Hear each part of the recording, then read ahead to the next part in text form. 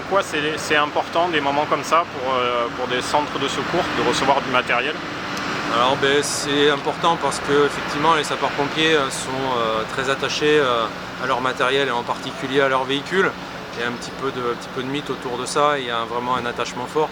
Et le fait de médiatiser et d'officialiser l'affectation dans un centre de secours d'un engin, de surcroît un véhicule neuf, effectivement est un moment important pour les personnels au regard de cet attachement à leur camion. Alors le renouvellement est géré par le service départemental. À l'échelle départementale, donc on a 31 centres de secours.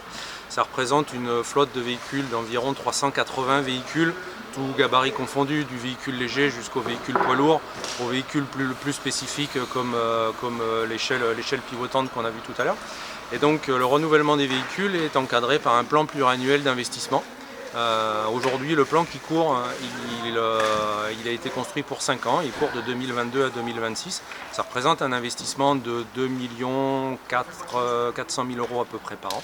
Et donc chaque année, on achète un certain nombre de véhicules qui sont déterminés par une analyse du parc et de la flotte pour identifier sur une base pour un véhicule poids lourd quels sont les véhicules qui vont arriver à l'âge de 25 ans et qu'il va falloir réformer et sortir de notre flotte.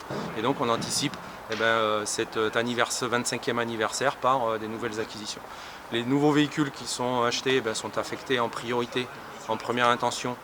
C'est la règle générale, il y a toujours des ajustements, mais dans les centres de secours où il y a la plus forte sollicitation. Donc au moment de l'achat du véhicule, on va associer les personnels utilisateurs, les futurs sapeurs-pompiers qui vont être amenés à partir en intervention avec ce véhicule pour concevoir l'engin, tenir compte des améliorations technologiques, du retour d'expérience opérationnelle pour concevoir un véhicule qui réponde le plus possible à leurs besoins et à la réalité du territoire. Et quand il aura fait quelques années ce véhicule dans un centre très sollicité, notamment pendant la période de garantie, c'est ce qui nous permet de faire émerger les éventuels défauts, ce véhicule il va glisser dans un centre à sollicitation plus faible, etc., à peu près au bout peut-être de 4-5 ans. Et puis un véhicule va connaître 4-5 centres de secours pendant sa durée de service opérationnel.